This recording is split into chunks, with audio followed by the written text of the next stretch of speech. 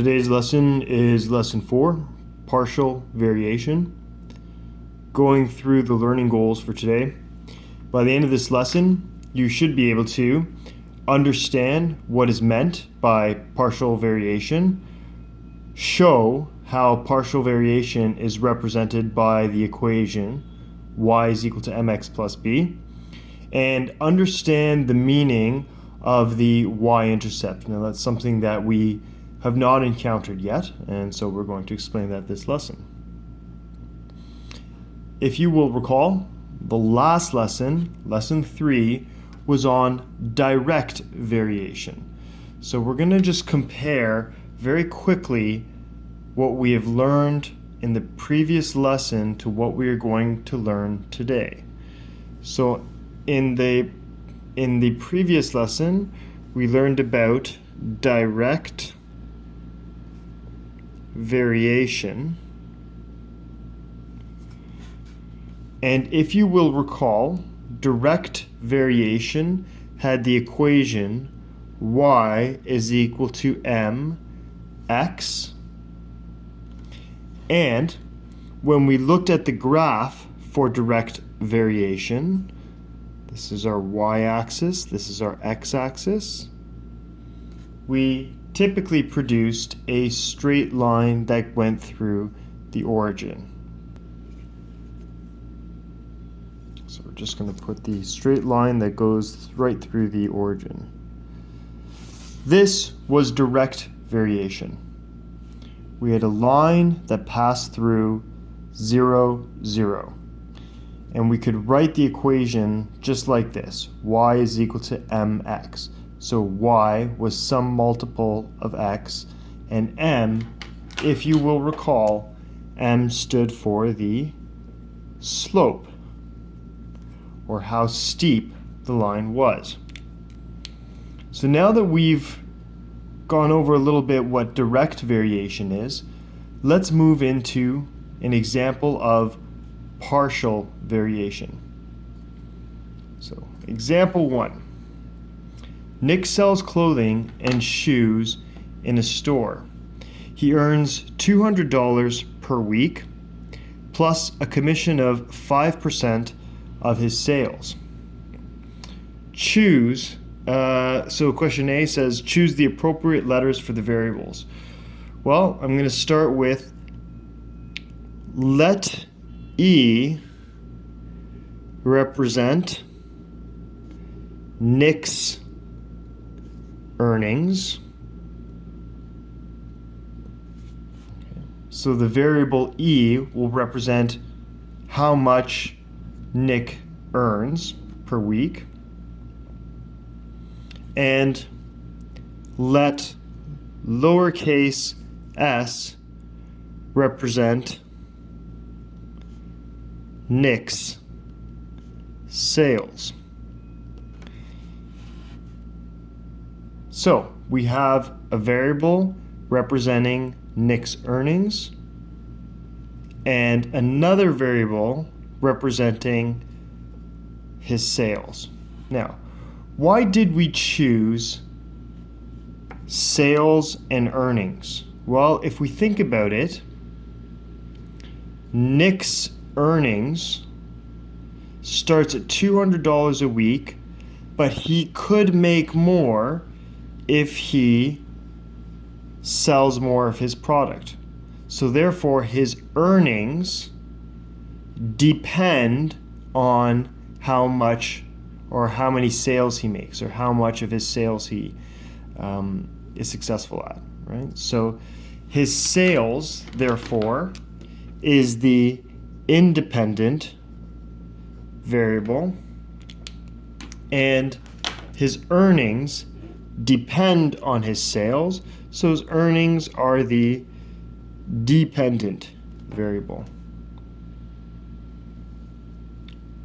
B, make a table of values showing Nick's pay for sales totaling $0, $1,000, $2,000, $3,000, and $4,000.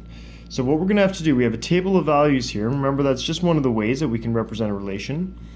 And if you recall, on the left-hand side, we input the independent variable. So my independent variable was Nick's sales. So I will write sales. And in brackets, I will put dollar signs to represent the unit for his sales. The dependent variable goes on the right-hand side, and in this case, that's his earnings.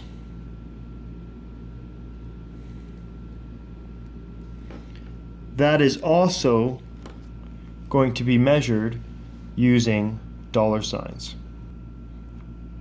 The question says, make a table of values showing Nick's pay for sales totaling 0, 1, 2, 3, and 4,000.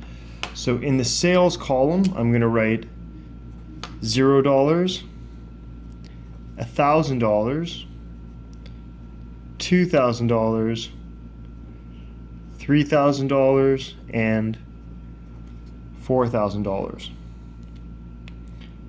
How do I calculate his earnings? Well, if he makes $0 in sales, does he still get some money? Well, let's go back to the question. He earns $200 per week plus a commission of 5% of his sales. So if he has 0 sales, well, he's still at least going to earn $200 a week. So at 0 sales, he makes $200. Now, if he makes $1,000 in sales, well, again, he still makes his $200. But if we go back to the question, he also, so plus, he gets a commission of 5% of that $1,000. And so how do we calculate that? Well, 5% of $1,000 is like saying 0.05 times 1,000. And so that's the same thing as $50. So that is $250.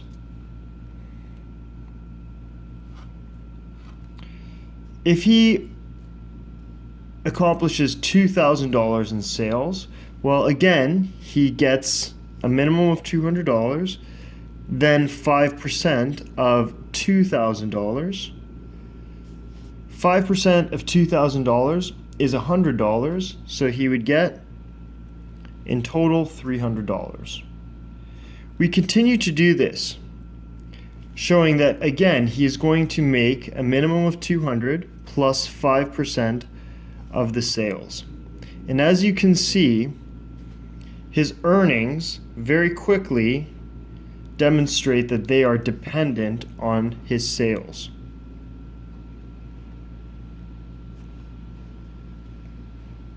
So we're going to continue to fill out this chart.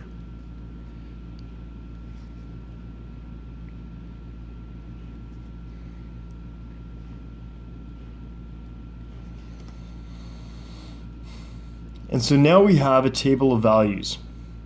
For 0 sales, $200. For $1,000 in sales, Nick will make $250.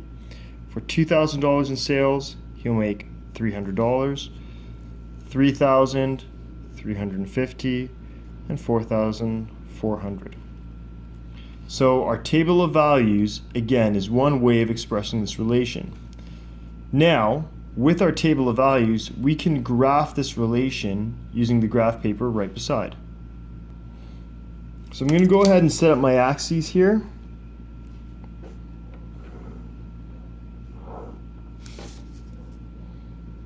And this will be earnings, right? E for earnings. And so right over here, I'll put earnings in dollars. Again, because earnings is my dependent variable, and that goes on the Y. My independent variable goes on the X. Oops. Okay. And that will be sales in dollars. Okay. I'm just going to quickly fix this right here. So I have sales on my x-axis. Sales was the independent variable. Now I'm going to establish a scale, and I'm going to go for every 2 cells. I'm going to put $1,000. So that's 1,000, 2,000, 3,000, 4,000,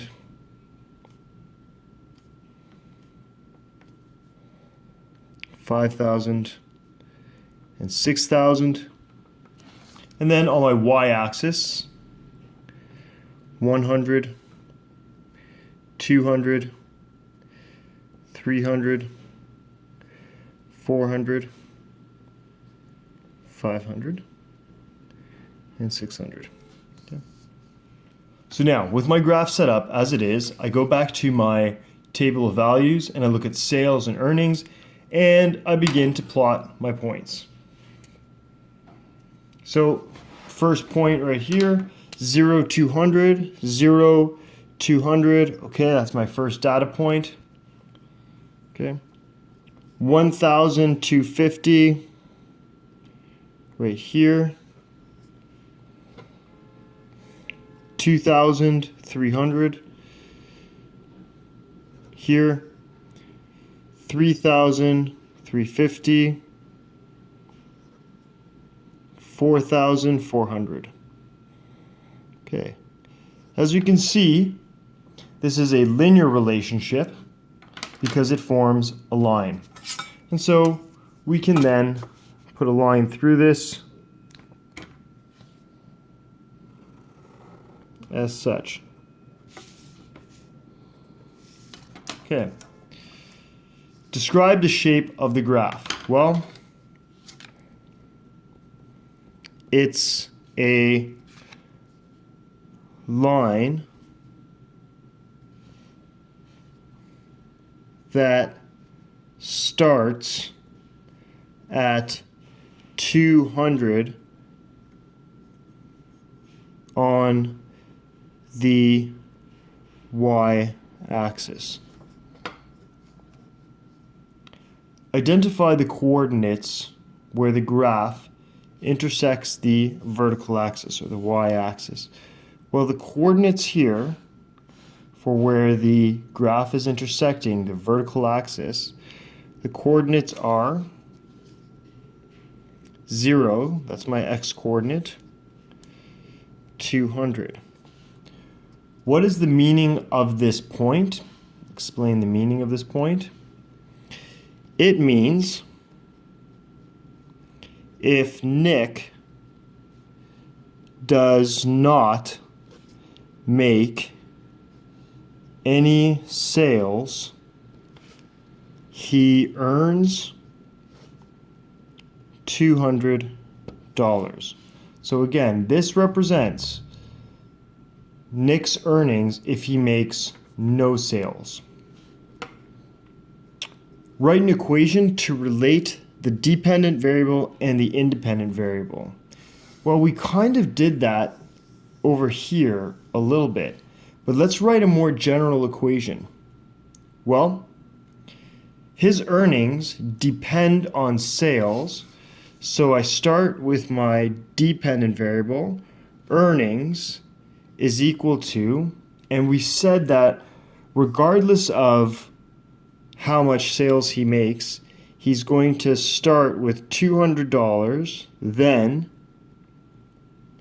he will make 5% of his sales amount. So whatever value I input for sales, he'll get 5% of that plus the $200 minimum he makes per week. Alternatively, if you want, you could represent 0.05 as a fraction, and you can write it as E is equal to 200 plus 1 over 20 S, or 200 plus S over 20.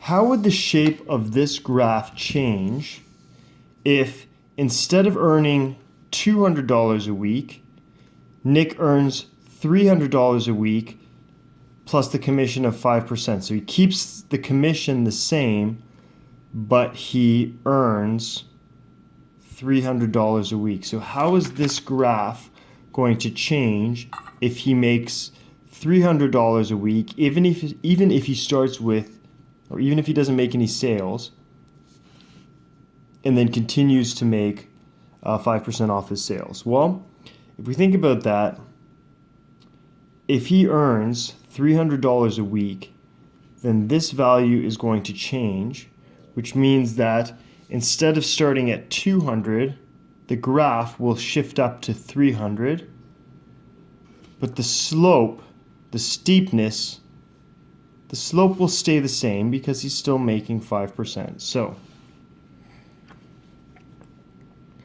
the graph would shift up to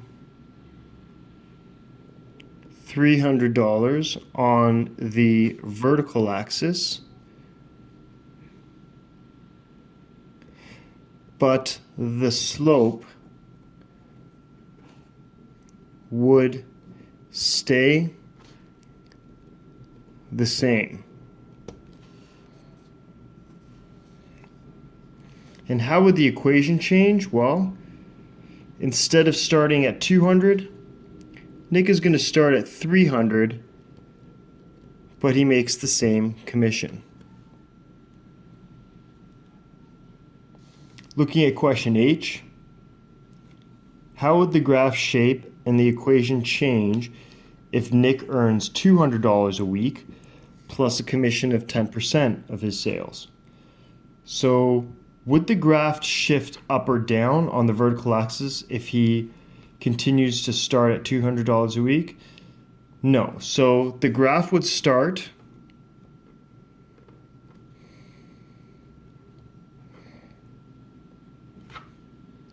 at $200 on the vertical axis. But what's going to change here? Instead of 5% of sales, he's now going to make 10% of his sales. So what's going to change now is this number.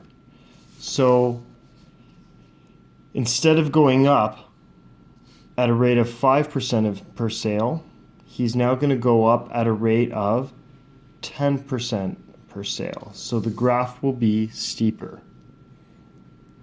But the slope will be steeper. So E is equal to 200 plus 0.10 S. So in this example here, the only thing that's changing is the slope because he is now making 10% of his sales. This takes us to a general definition of partial variation. So we can write partial variation as this equation. Y is equal to mx plus b. And we say that y varies partially with x. And the graph is a straight line, and it will pass through the point, well, it's not going to pass through the point 0, 0. It's going to pass through the point 0, b. So remember that direct variation looks like this, where it passed through 0, 0. Partial looks like this, where it passes through 0, b, and b is the location on the vertical axis. So that leads us to define this. Well, y is the dependent variable.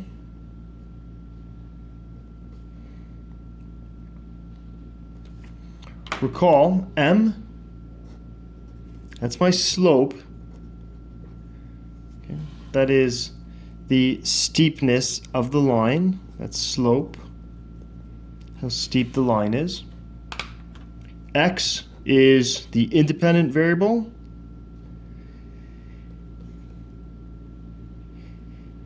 And what's this b value? Well, the b value is what we will call the y-intercept. So why would we call it the y-intercept? Well, b is the point where the graph intercepts the y-axis.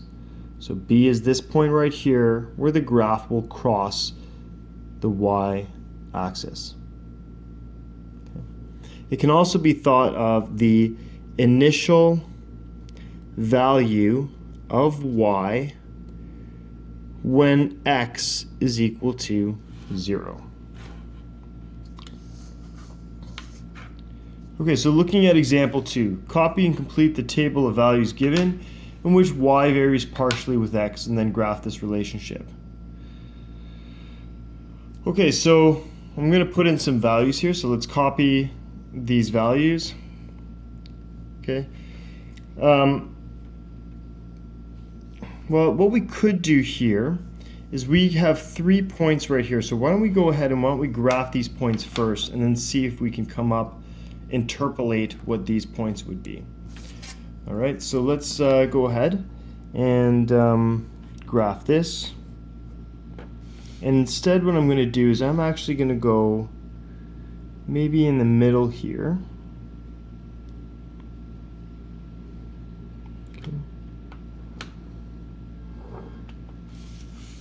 And I'm going to go close to the bottom.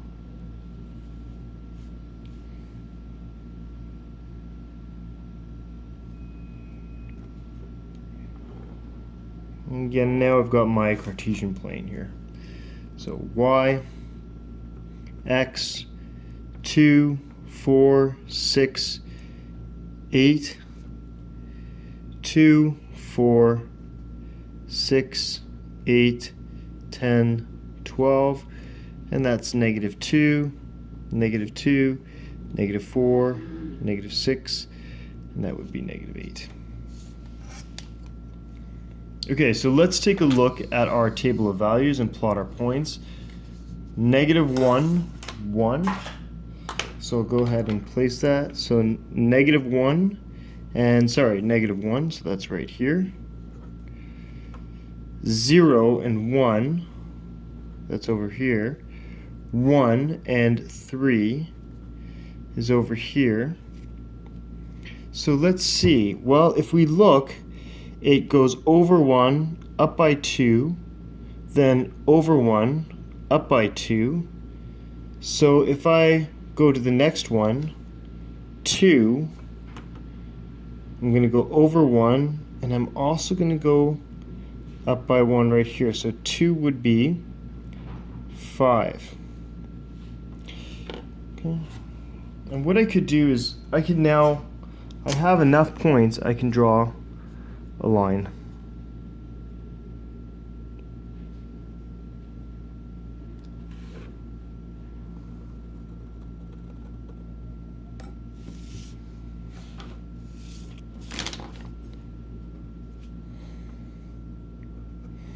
And let's see, okay, so when y is equal to 9, let's go over here.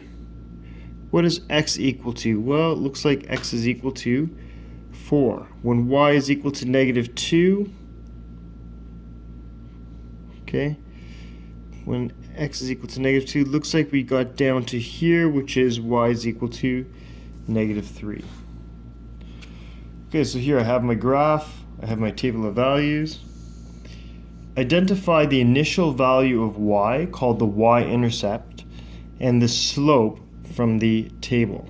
So, again, let me see if I can find the initial value of y. So remember the initial value of y, that is when x is equal to 0. So that's the y-intercept, when the x is equal to 0.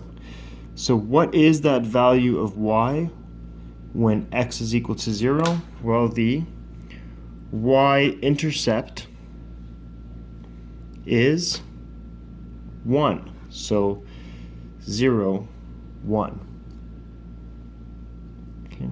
That's the coordinate of the y-intercept, or the place where the graph crosses the y-axis.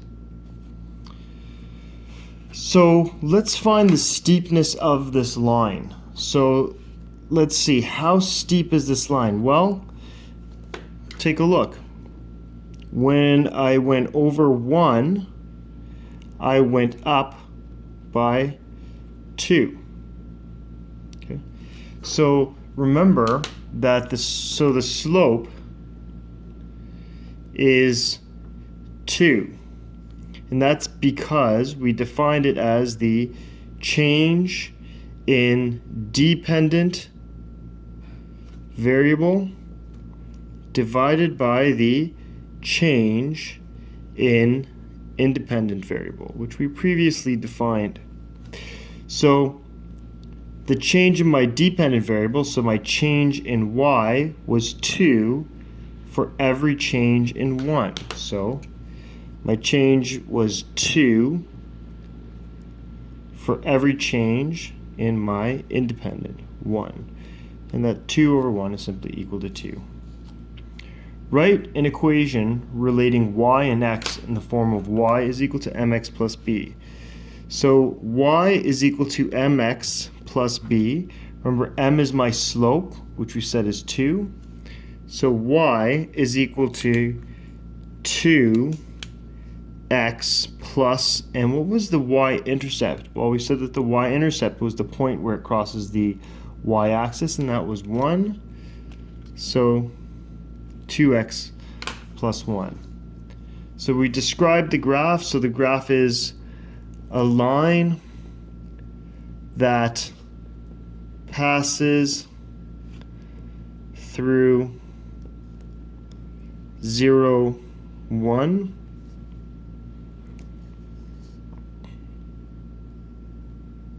Okay. And has a slope of 2. So that should describe our line. Okay, our final example is example 3. To place a 3-line ad in the classified section of a newspaper, there's a fixed cost of $15 and a charge of $10 for each day the ad is to be run. So choose the appropriate variables, or choose the appropriate letters for these variables. Okay, so we have, think about this, we've got a one-time cost of $15 and then $10 per day. So what I'm going to say is I'm going to say let C represent the total cost and let D represent the number of days.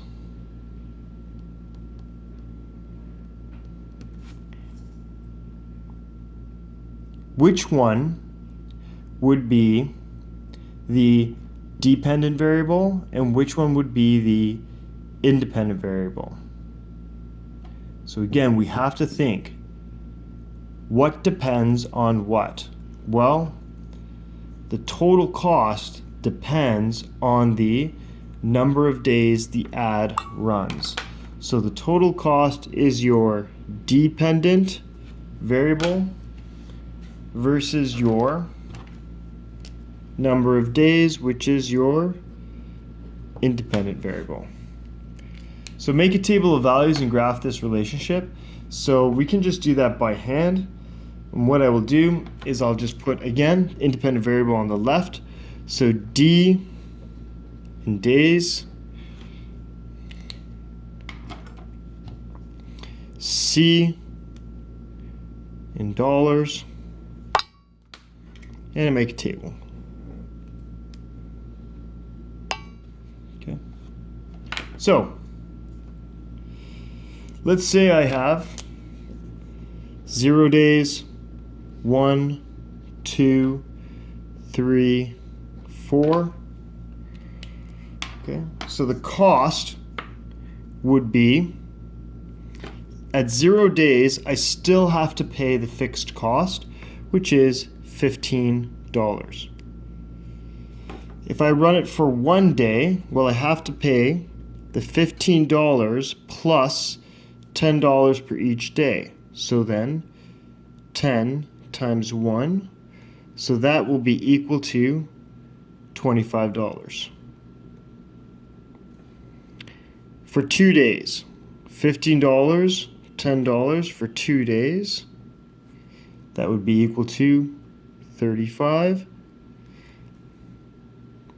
15, 10 times 3 for 3 days is equal to 45, and I'm sure that you could guess that the last one will be 55.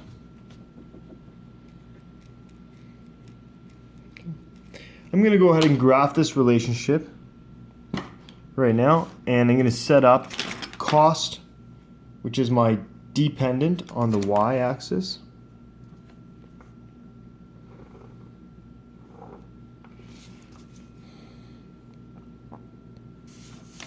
and number of days,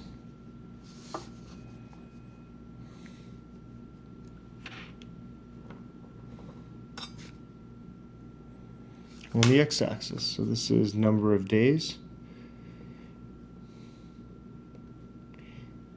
Okay.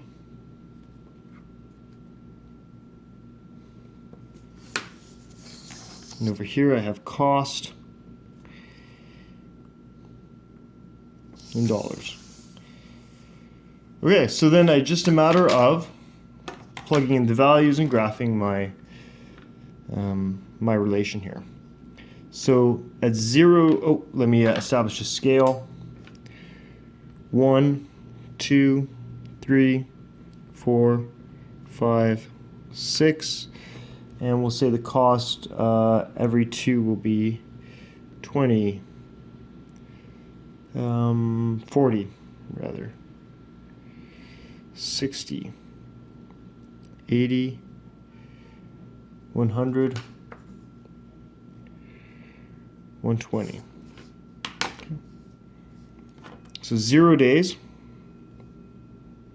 costs 15.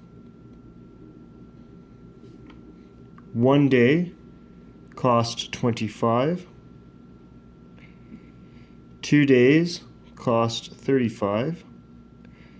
3 days cost 45. And 4 days cost 55. Again, linear relationship here.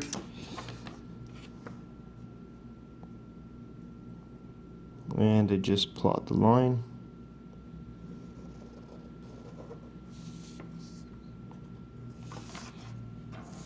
Okay, and there we go. Write the equation in the form y is equal to mx plus b. So again, y is my dependent variable. So I'm going to write that as cost is equal to, and take a look, what was my slope? Well, it was $10 per day. So then $10 for every day plus my y-intercept, which was my fixed cost of $15. So 15. Okay? Because again, 15 is where it crosses the y-axis. Use your equation to determine for how many days you can run the ad if you had an advertising budget of $135. Well, that right there, that means that you can set cost is equal to 135. So 135 is equal to 10D plus 15. 135 minus 15 is equal to 10D plus 15 minus 15. 135 minus 15 is 120, is equal to 10D. Divide both sides by 10. Okay. Then 12 is equal to D. Therefore, you can run the ad for 12 days. How would the shape of the graph and the equation change if the fixed cost stayed at $15, but the daily charge increased to $14? So what am I increasing there? Am I increasing the initial value or am I increasing the slope? Well, the $15 or the initial value, that part stays the same, but the slope is going to change. Instead of 10 per day, okay, going up 10 for every 1 day, I'm now going to go up 14 for every 1 day. So right here, we are changing the slope. The y-intercept stays the same. Okay, so basically the graph will still start at $15 on the vertical axis. However, the slope will become more steep. So instead of writing C is equal to 10D plus 15, my cost will equal to 14D plus 15. Okay, homework is listed right here.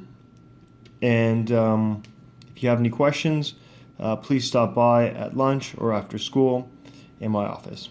Thank you.